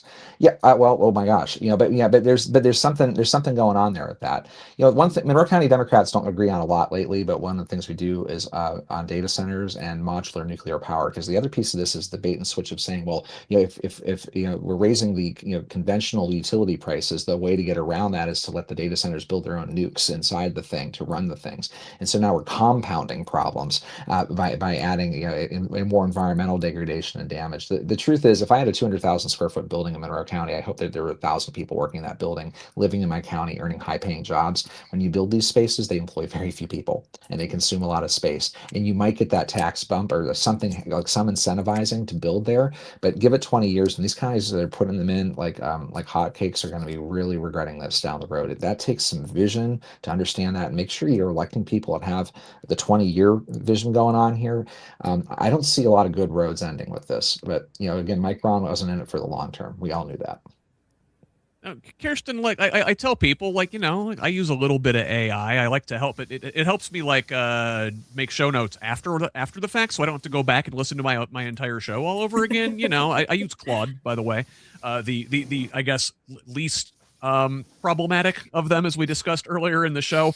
But there is a way to do these that benefits the community. Number one, limit the tax abatements, right? You can, they should pay their taxes. Number two, they should be self-sustaining and be able to produce their own power. Hopefully renewable energy. Listen, I'm not anti-nuclear reflexively, but we have to make sure these things are safe. The small nuclear modular reactor thing is unproven technology. And then there's the water issue. They're in Europe, these data centers have to use closed loop cooling systems. Here, we're talking in the one that they want to put in Boone County. They want to draw the water out of Eagle Creek and use it, and then dump the wastewater back in. I mean, what are we doing here? I think we're doing what billionaires have always wanted to do. We are drawing every little bit of energy and dollars out of our communities. This isn't a goal of trying to make things better, provide jobs or anything like that. And you can paint it any way that you want. But at the end of the day, it's disastrous for the economy, for people, for the landscape that we live in. And I think that the class that is perpetuating this, the Epstein class, they are forgetting that those dollars won't matter when we're all dead. When we cannot live on this earth, it won't matter anymore. And I just really hope that that's something the community is taking to heart. Well, I chuckle they because probably just think there's too many of us. I think they want us dead, don't they? I just chuckle because Musk doesn't want to live on this earth. He wants to live on Mars. So, I mean, that's it's like a whole other thing. I'm in favor of Elon Musk living on Mars. We should send him right now. You can have it, the whole thing. Yep. Oh, all right. So let's turn to the State House. We talked about this this Hoosier Action data center event at the State Library. Well, down the street at the State House, electric utility affordability was one of the House Republicans' priority bills this session at the General Assembly. The legislature adjourned on Friday, and for more complete coverage, you can check out the episode I did yesterday with Katie Rector, the director of advocacy from Mad Voters, where we did a full hour recapping what went down this session of the legislature. We'll get into it a little bit here now together, though. So on the electric affordability issue, House Bill 1002 sought to make utility bills more affordable, and it did some good things, passing nearly unanimously, though the GOP repeatedly shot down Democratic amendments that could have really helped consumers. House Bill 1001, their other top priority, also passed. This one seeks to increase the supply of affordable housing, largely by reducing local regulatory control. The Senate's top priority also passed. This one on a party line vote, however. This legislation perpetuates the widespread fraud narrative regarding public services like SNAP and Medicaid. Any expected savings are largely going to be due to deserving Hoosiers being ensnared by bureaucratic red tape. And Kirsten, I want to ask you, I guess, as somebody who's looking to join this august body, what you thought of the priority bills from the GOP this session, whether you want to look at the housing issue or the electric utility issue or this public services issue, which I assume is probably a little bit more in your purview there. Yeah, I think all of them go into the same category of there's a complete disenfranchisement from the people who are currently in office and the people who are living in our communities. During my last practicum, I was at the IU Free Clinic in Indianapolis, and people are coming in and saying they can't afford insulin, they can't afford food, and they're losing their benefits, and they don't even understand why. There's a complete lack of education and transparency across the board. Meanwhile, Republicans are worried about what bathroom people are using, and we've seen that in our bills this session as well. And I am just struggling to wrap my head around what the reasoning would be outside of fraud going on in the back end, because realistically, they don't care about people surviving or having a good quality of life. They don't care about working families having access to means to be able to continue to provide for the future. They just care about the dollars that are going into their pockets. And this has been adamantly clear despite whatever rhetoric is being pushed out of the State House. And especially on this Medicaid and SNAP thing, Yeah. that the party of small government is introducing more bureaucratic hurdles. I thought these were the guys that came in and wanted to cut red tape, right? Well, yeah. Yes. Go ahead. Oh, yeah. Sorry. No, go ahead. Sorry. Kirsten, go ahead and finish that because I want to ask David about the housing thing. Yeah, exactly that. At the same time that we're trying to give more power to the federal government and to the state government in regards to law enforcement and our healthcare and things like that, we're saying that we want small government. It's just backwards. It's complete fallacies. Yeah, home rule is for other people. Absolutely. It's got an asterisk, and anytime it's home rule unless otherwise directed, and it's directed a lot. Yeah. Well, so David, along those lines, I guess the thing, as a county council member and an aspiring county commissioner, the local like housing regulations and building codes and stuff is sort of a thing that you have to deal with. This bill that seeks to improve housing affordability, which a worthwhile goal, is this bill as it passed, and both of these, in fact, all of the three we mentioned are still awaiting the governor's signature. They are not yet law, but is this removing local control for building codes? I know we're a little bit more stringent here than in other parts of the state. This is a sticky wicket, and part of it is, and I say that carefully because part of this is that there are some ups and downs here. This is in some ways a generational argument more than a political argument. There are multiple generations of Hoosiers coming up that have never been able to get into housing attainment at all, and counties that are regulating in a way that are foreclosing opportunities for development or ways to develop different housing forms that really meet the current market. It creates some challenges. Monroe County has sort of a family debate going on about environmentalism. There's people that learned on Earth Day 1970 that the population of the world's too big, so make your population as small as you can. And therefore don't bring people to Bloomington or Monroe County. We're done. We're full. There are others that have said, look, density is the answer, and if you can infill and get people living closer together, they won't be putting millions of pounds of carbon into the air a year in our community. And so the fact that we have to sort of have these audibles where it's like, well, the Republican amendment here was okay because it helped to free up opportunities that were too restrictive, and then to say, well, that other Republican amendment is just absolute destruction of our environment. It means that like we have a lot of cooks in this kitchen. And if the smart approach would be for the state and county associations to sit down and come up with like a better fit, but up is down and down is up on this stuff when it comes to housing itself.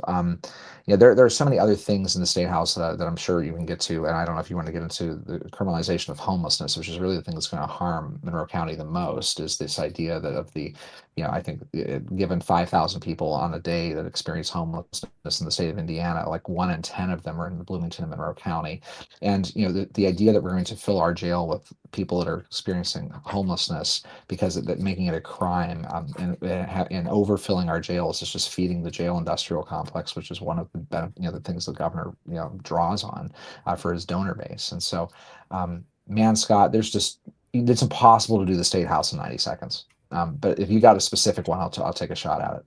Well, let's dig into the State House here a little bit more. Yeah. So, I guess let's look at the good first. There were some good things that happened. For example, House Bill 1036 requires the DCS to conduct in-person assessments of before closing an investigation into children in need of services. There was a House Bill 1177 expanded the employer tax credit to incentivize more businesses to provide child care benefits. It also opened up TIF funding for child care. But most of the good involved bad bills failing to pass. For example, this bill criminalizing the possession and distribution of abortion medication and would have introduced a Texas-style bounty system failed. Another bill that would have essentially erased trans and non-binary Hoosiers' legal recognition failed, though I should note an executive order preventing the BMV from issuing gender-affirming IDs was put into effect earlier this year. Several attempts to smuggle the 10 Commandments into the public schools also failed, as did language that would have reduced early voting from 28 days to 16 days. I think Kirsten mentioned that earlier. One good thing, another good thing that did pass was the state's needle exchange program was extended for 5 years to 2031. This has helped reduce the spread of HIV and hepatitis. You know, we had a big outbreak of that down in Scott County a few years ago. So I guess, Kirsten, pick one of the good ones and expound. So the very first one you said is something that's of particular interest to me as a former DCS caseworker. So one of the good ones is that caseworkers are required to meet with the families, right? But can we just talk about how that's a loaded bull? Because it is a good thing, right? That is something, but that's already been in policy. So it is an example of something being made legislature to show, look, we care about kids, we're doing our jobs, when in reality, that's already being required. It's not something that's new. It's not something that's really adding any value to our state. It's saying, look, we care about our families, when in the end, we're not giving funding to support these families. DCS is consistently getting rid of positions that provide support to families. They cut their contract with IU to limit training without putting up any sort of new training for people. IU was their biggest contractor. They had multiple floors and buildings to be able to give training to FCMs. But we've cut back on that. We've cut back on aid that we're giving to families. But look, they have to go see the kids, even though that's already the law. It's ridiculous. It's just embarrassing. Sorry, I know that wasn't a good positive take, but it's hard because it's like celebrating a losing season. Like, hey, we won too, right? And that's what's really hard when we expect Bloomington nowadays. And so, it's there's something to that. Though I got to say, the sports metaphors used by my own party to describe things up north are not necessarily satisfying either. I think the one that maybe we didn't mention, as Scott reminded me, I do believe the bill that would have recruited legislators to participate in firing squads for death penalty, that also didn't go through, but just barely did not get out of the committee, if I remember right. That applied pretty early in the process. I understand. But still, that was. But I think it was like a one vote margin in committee, which tells you that that tells you a lot, actually. I think it's hard to find silver linings. Thank goodness some things failed, but as we know, some things always come back with a vengeance. And really that's why, we're in a season of midterm, and it's important for folks like Kirsten running and others running. And I sound like an old party boss again. We got to get that message out because, for every vote Dave Hall and Bloomington skipped, to try to avoid being held accountable, he took some really ridiculous votes, and I hope people in my community remind him of his vote on Senate Bill 76. You can skip the ones that sound like minutia, but when you've empowered or you're trying to empower harm to our community and our refugees in our community and our immigrants in our community, I think people in Monroe County are going to remember that in November. And I want to focus on 182 there, the trans erasure bill, which again, positive development that thing did not go through. Yeah. But I want us to not spike the football and celebrate victory too soon. Continuing the sports metaphor, David, because like we said, the BMV issued that executive order at was fulfilling that executive order by Mike Braun, right? Which makes so that you cannot have a gender affirming state ID issued. And I want to look at Kansas this week, where they basically invalidated every such ID that had been issued.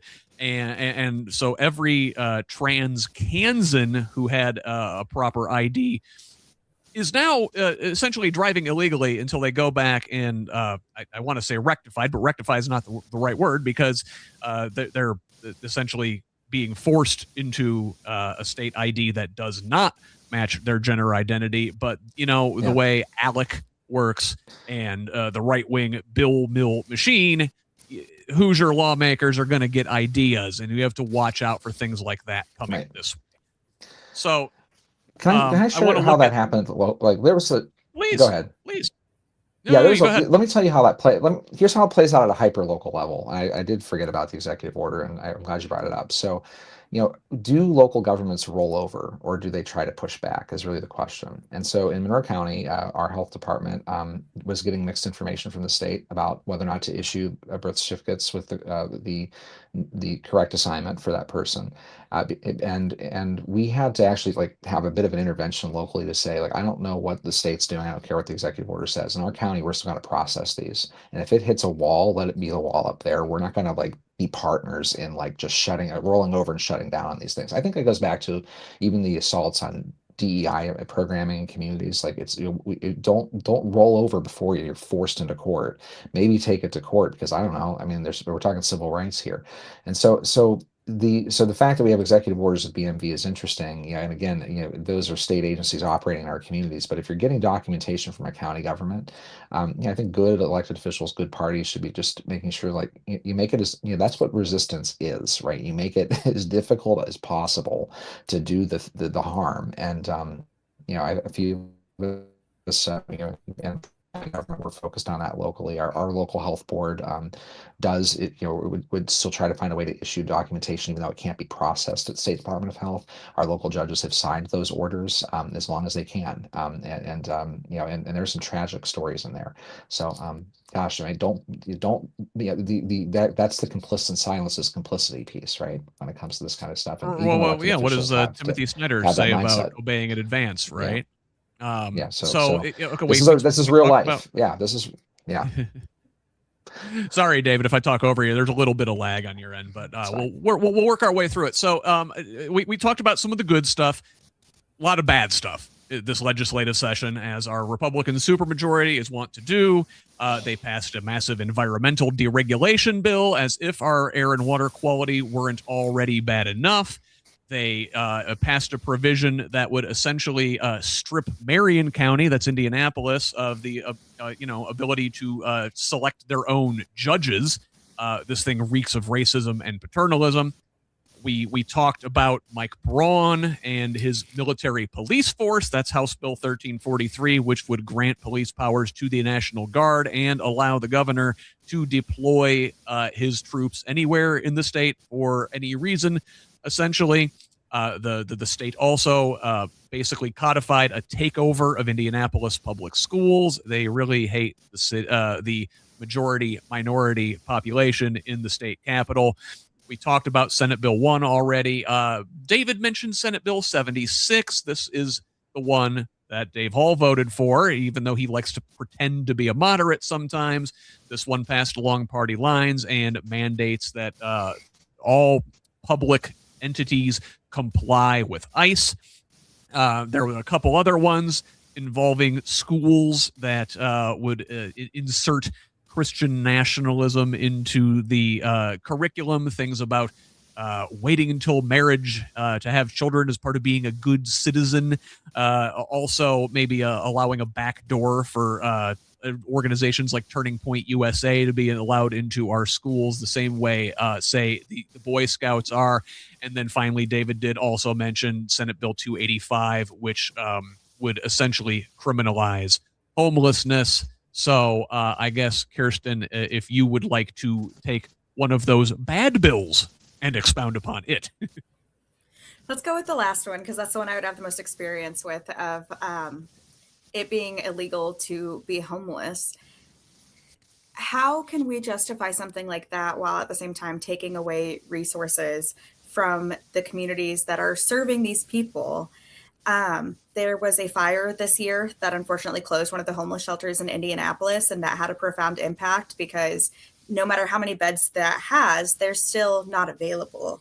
While I was with the clinic downtown in Indianapolis, it was always an amazing day when we got a tent or I had blankets. You would not believe how much of a hot commodity it would be just to get a can of Spam. So these people who already are just fighting to be able to stay warm, get protein, they're now being fined and put in jails. When I was talking to the Howard County Sheriff, I asked him, as a Republican, as somebody who's been in office for several years, what is your biggest concern? And he said the amount of time that we spend on people who are in our jails because they don't have resources, because they're homeless, because they have mental health concerns. Every sheriff that has been willing to speak with me, every law enforcement agency that's been willing to speak with me has said our jails are already the largest mental health provider while they have one or two social workers, if that. I mean, Howard County doesn't even have a nurse on staff 24 hours a day, so people will just continue to die in their jail. But we somehow have the resources to now jail these people, even outside of the human rights side of things. Economically, it doesn't make sense. It's just a harmful bill. There's no bright side to it. My favorite part of the bill is that we're going to fine people $500 for being homeless. As like if you got $500, you wouldn't be in this situation. David, I don't know which you already mentioned 285. Does any of the other ones really stand out to you as particularly egregious this session? Yeah, again, I mean, it's our local version of the spread, right? It's like Steve Bannon at the Hoosier Steve Bannon version of this, and it's not any one particular person. It's the whole enterprise that has a 25-year lead time on, I think, good working people in our state, working class people, moderates, independents, progressives, Democrats. And so it's hard. I mean, because I just look at it as the totality. Like, what does it mean for my county when we're going to see the overburdening of our criminal justice system, our social service, our social safety net? What does it mean to continue to dehumanize people in state code and not try to solve problems, but like actually create worse ones, because there's just hard line ideas about what it is to invest in prevention and substance abuse prevention and restorative justice. And if we can't be those advocates even within our own party, when like there's him hawing about like, do we or don't we cooperate with agencies that are harming people? Do we or don't we put those dollars in at the front end rather than trying to put out trash fires? Or do we invest in housing forms that get people into this structure? Because we know that so much of our mental health, our health is involved in basic needs. Do you have a roof over your head? Can you eat today? If we're not, I mean, so I have to address all of it with that attitude and mindset rather than trying to pinpoint things. I know that's like a roundup answer, but like, it's just like all of it goes back to root cause of why did you run for office up there? Like, what was the end goal for you? Was it really just to, have the title and like lord over your little fiefdom? I mean, we're in weird times. But I'm going to look for those people that are running that are trying to turn a corner on this and saying, how are we helping instead of how are we harming? And that's really the question everybody should be asking in the primary, in the general election, and the years beyond. It's just, I mean, I hate that it has to break this badly before people notice, but I don't know if it's broken badly enough.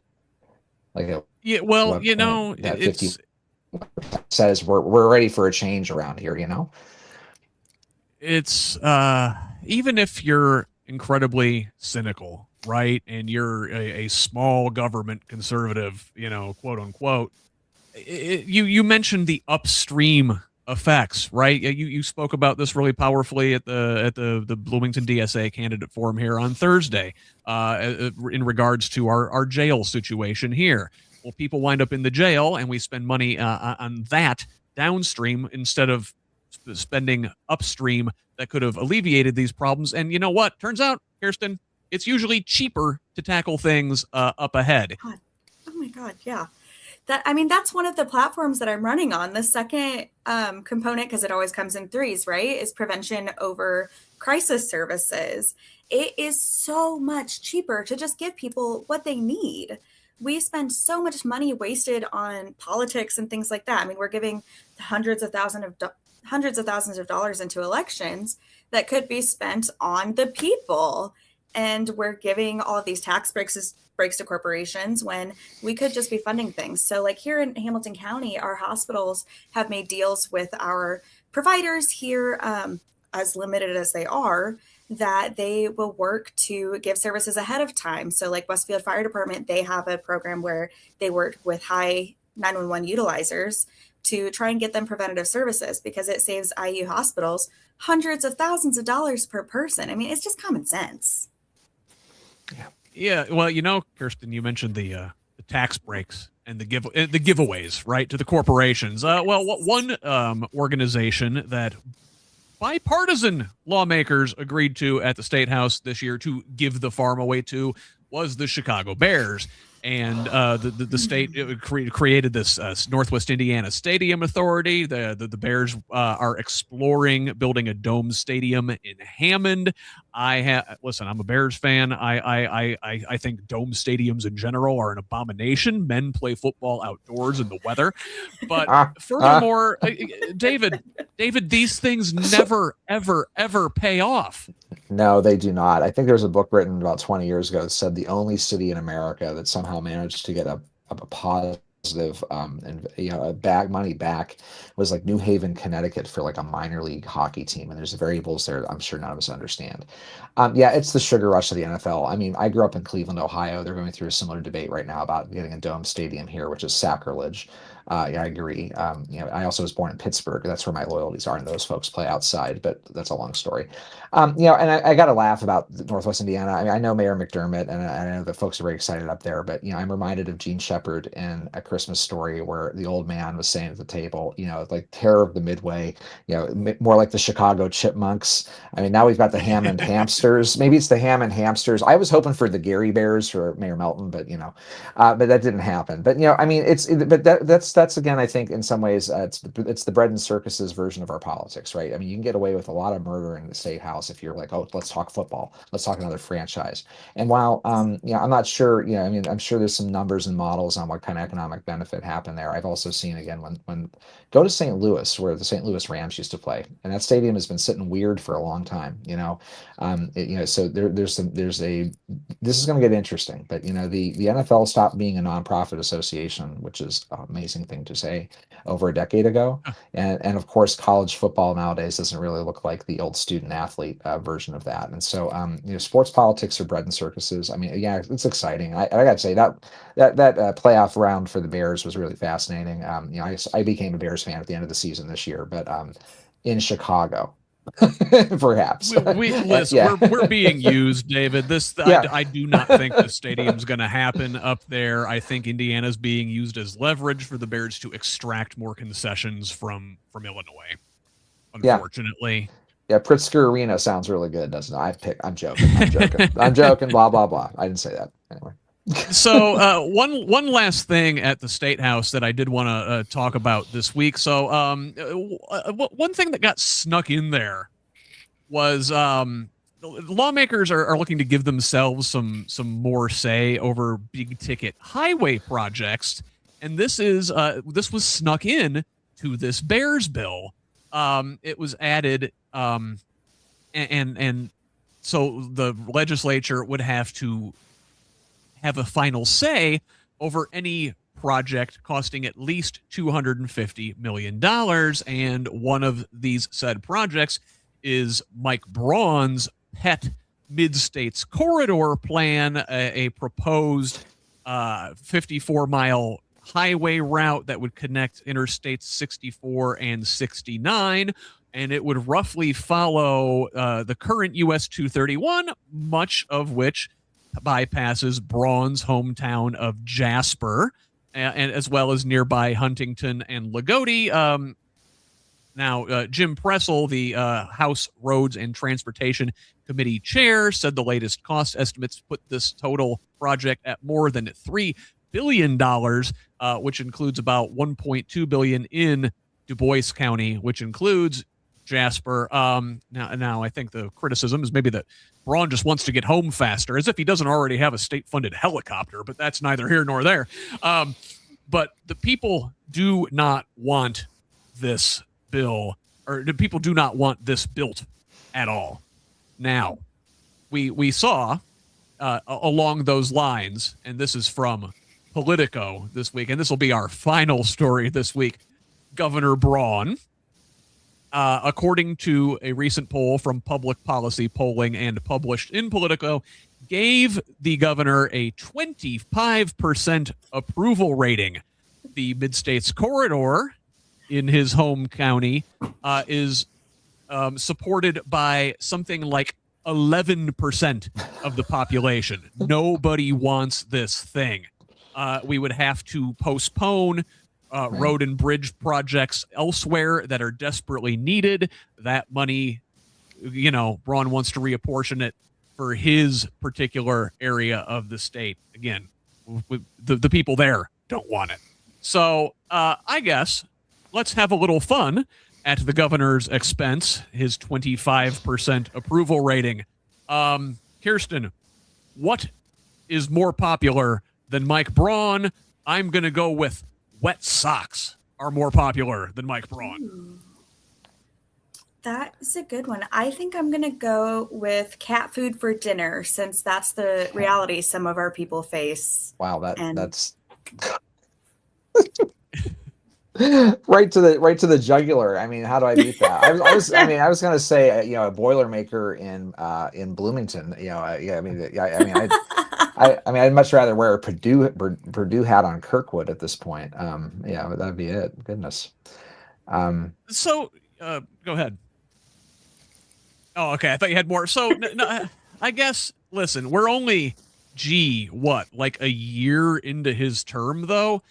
I guess, given Indiana's typical heavy Republican lean, Kirsten, is he in danger of re-election in 2028? Is he even going to run again? He's kind of old to begin with. I think it's really interesting to even think about, because as Trump's pet, he does get a lot of things provided to him, right? He has funding and things like that. But at the end of the day, popularity is what it's going to be. And 25% in our state it's saying something. When I was at the redistricting hearing in, I think it was December or January, it all blends together at this point. One of our Republican senators made a comment that if Indiana was fair, there would be 40% of our Senate would be Democrats. But when you can't even win, when you have bought the stadium, you own the merch, and you get all of the things that are provided to you, staying with sports analogies, where do you go from there? I don't know why he would waste his time.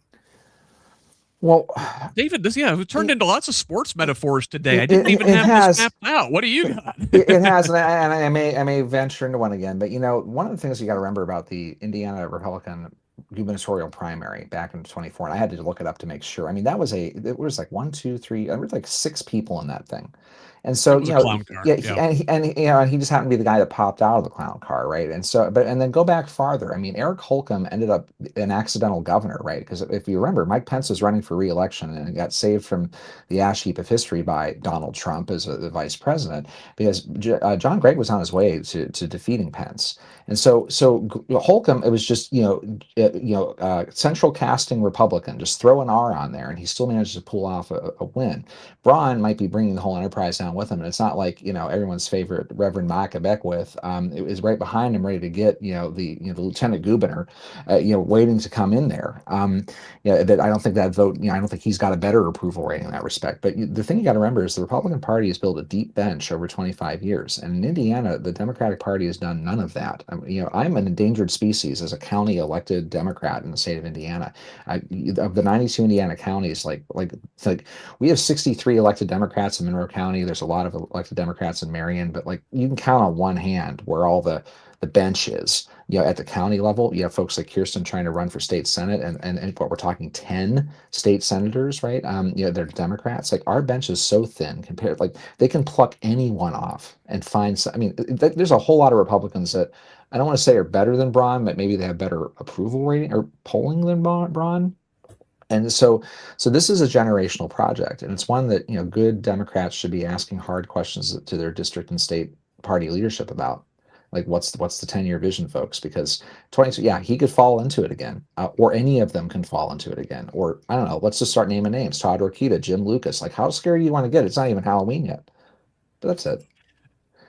Yeah. Well, and boy, you mentioned Holcomb. As Indiana Republicans go, he was not bad. Braun is certainly more extreme. Pence was certainly more extreme as a Christian nationalist. You mentioned Rokita, another religious extremist out there, and oh my God, Beckwith. Kirsten, what's it going to take for the Republican brand to be sufficiently tainted in Indiana that Democrats can take some sort of foothold in the legislature or even in the governor's office? I think right now it's going to take the Democratic Party being brave and shutting down any ideas that they are the central party at this point, because at the end of the day, the Democratic Party is still right-leaning as a whole. If we look at the grand scheme of the world, that is very much the direction that I feel a lot of Democrats are. I think it's going to take a lot of bravery from the Democratic Party to back progressive candidates and to allow them to really speak about the issues and dive into it. And instead of saying, always vote blue, always go that way, I think it's going to take a lot of reflection on our half to look at where we're failing, where we can do better, where we can really impact the communities to gain that trust. Mm-hmm. And I'm glad you said that, because I've argue this all the time. This is what I spend most of my time talking about in this space, is that if running to the center, if trying to be moderate and trying to pick off a handful of country club Republicans in Hamilton County was electorally viable for Democrats in Indiana, it would have worked by now. We've got to try something different and try a more progressive direction, and that's why I'm glad folks like you are out there running for office this year. So let's go ahead and wrap it up. On that note, why don't you tell people where they can find you and how they can help your campaign? Absolutely. You can find me at my website, rootforindiana.org. I am on Facebook, TikTok, Instagram. I think all of them are Root for Indiana at this point. Donor dollars always help. I am not accepting any money from any corporations or any PACs that I feel don't support my mission. I'm a social worker, so I cannot be self-funded, unfortunately. And it's, again, with another sports metaphor, Root for Indiana? That is great. I got so lucky when I got married. It's an awesome campaign sign. I mean, that is so good. Thank you. Thank you, Scott, for having me back on. I look forward to round 4 at some point in the future. But folks in Monroe County and across the state can find me at votedavidhenry.com. We have a once in a generation opening on our county commission seat, which has put us into a bit of a contested primary among friends in my county. But the truth is, we have some urgency to get some stuff done to protect ourselves from the rest of our state. And I think all of us are expecting a lot more out of our party locally and out of our county locally. And so that's why I'm in the mix. So you can find me at, again, votedavidhenry.com. I'm working on housing solutions, job diversity, protecting our people from Todd Rokita, and really getting some stuff done in our community. But thank you very much for having me on today. Thank you guys so much for being here. And folks, I will be back tonight at 7 p.m. We're doing another Progressive Indiana Network virtual town hall. Brad Meyer is back for his second one this evening. So folks, in the 9th district here, we especially want to hear from you. Get your questions. That is 7 p.m. tonight in many of these same fine internet places. Also, Derek Holder with Progressive Indiana Network and the Hold 'em Accountable podcast is doing phenomenal work. He's putting out like 3 candidate interviews a week, getting folks on the record. Monday, he will have District 46 Senate candidate Cliff Marsiglio. Then Wednesday, he will have State House District, I want to say 48 candidate Carl Stutzman from up in the Elkhart area.